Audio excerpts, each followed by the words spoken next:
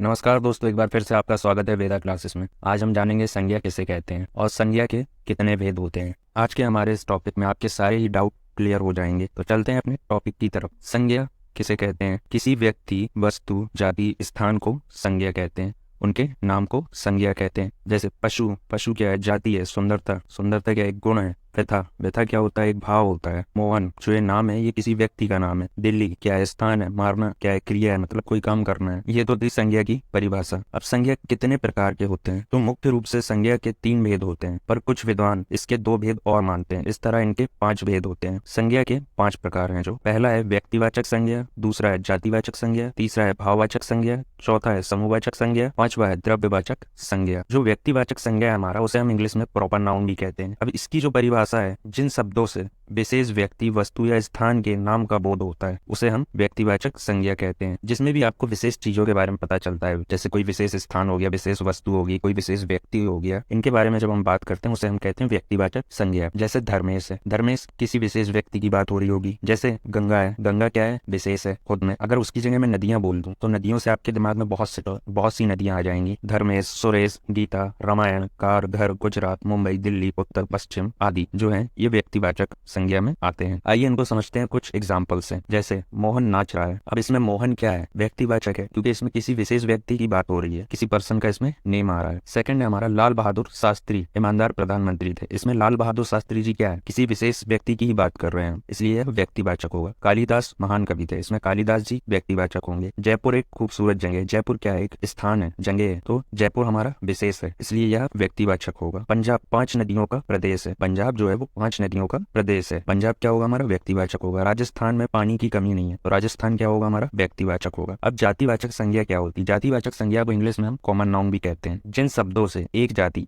मतलब एक तरह की जाति के सभी प्राणियों अथवा वस्तुओं का बोध होता है उसे हम जातिवाचक संज्ञा कहते हैं। जैसे नदी, पहाड़, जानवर, शहर, गाँव, मनुष्य, घर, पहाड़, गाय, बकरी इत्यादि। जिसमें किसी विशेष चीज की बात ना हो रही हो, विशेष स्थान की बात ना हो रही हो, विशेष वस्तु की बात ना हो रही हो, ठीक है, सारी की ही बात हो रही हो, जिसमें सारी चीजों की बात हो रही हो, उसे हम बोलते हैं जातिवाचक संज्ञा। आइए समझते हैं कुछ एग्जांपल्स के साथ इसको। बिल्ली को जानवरों की मौसी कहा जाता है। बिल्ली, अब बिल्ली तो सारी बिल्लियां हो गई, एक बिल्ली तो हुई नहीं, तो इसलिए बिल्ली जो होगा वो जातिवाचक होगा। मानव सबसे अधिक बुद्धिमान प्राणी है, इसमें जातिवाचक क्या होगा? मानव, क्योंकि मानव किसी एक मानव की बात नहीं हो रही, सारे ही मानव की बात हो रही है। डॉक्टर भगवान का रूप होते हैं, डॉक्टर इसमें जातिवाचक होगा। नदियों का जल अब साफ नहीं रहा है, नदियों, किसी एक नदी की बात नहीं हो रही, सारी नदियों की बात हो रही है, इसलिए यह जातिवाचक होगा। महिलाएं बहुत बात करती हैं, अब इसमें जातिवाचक क्या होगा? महिलाएं होंगी, क्योंकि किसी एक महिला की बात नहीं कर रहे, किसी विशेष महिला की हम बात नहीं कर रहे हैं, हम महिलाओं की बात कर रहे हैं, सारी महिलाओं की, इसलिए यह जातिवाचक होगा। तीसरा है हमारा भाववाचक संज्ञा। भाववाचक संज्ञा को इंग्लिश में हम एब्स्ट्रैक्ट नाउन भी कहते हैं। जो शब्द किसी चीज या पदार्थ की अवस्था, दशा या भाव का बोध कराते हैं उन्हें हम भाववाचक संज्ञा कहते हैं। जैसे जिन शब्दों में भी प्रत्यय शब्द लग जाता है, प्रत्यय मतलब आखिरी में कुछ शब्द होते हैं वो जोड़ जाते हैं, जैसे पन, अंता आदि, ये प्रत्यय शब्द कहलाते हैं। इनको जब जोड़ दिया जाता है तो इन्हें भाववाचक संज्ञा कहते हैं। इनको समझने के लिए कुछ एग्जाम्पल्स हैं। जैसे बच्चा है, बच्चा में अगर हम पन जोड़ दें तो क्या हो जाएगा? बचपन हो जाएगा, तो ये होता है भाववाचक संज्ञा। युवा है, युवा में हम अन जोड़ दें तो यौवन होता है। मित्र है, मित्र में हम ता जोड़ दें तो मित्रता होता है। पुरुष में हम आ जोड़ दें तो पौरुष होता है। स्त्री में हम तब जोड़ दें तो स्त्रीतब होता है।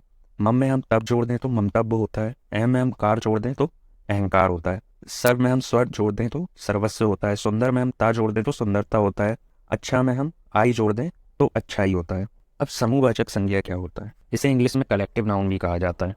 किसी भी व्यक्ति या वस्तु का समूह का जहाँ बोध होता है उसे हम समूहवाचक संज्ञा कहते हैं। जैसे भीड़ हो गया, ढेर हो गया, दल हो गया, सेना हो गया, सभा हो गया, परिवार हो गया, कक्षा, मेला, सेना, पुलिस आदि, ये सब क्या कहलाते हैं? समूहवाचक संज्ञा कहलाते हैं, क्योंकि इसमें हम बहुत से लोगों की बात कर रहे हैं, किसी एक की बात नहीं हम कर रहे हैं, सभी की बात कर रहे हैं। मतलब सेना, सेना में कोई एक जवान तो रहता नहीं है, सारे के सारे ही जवान रहते हैं।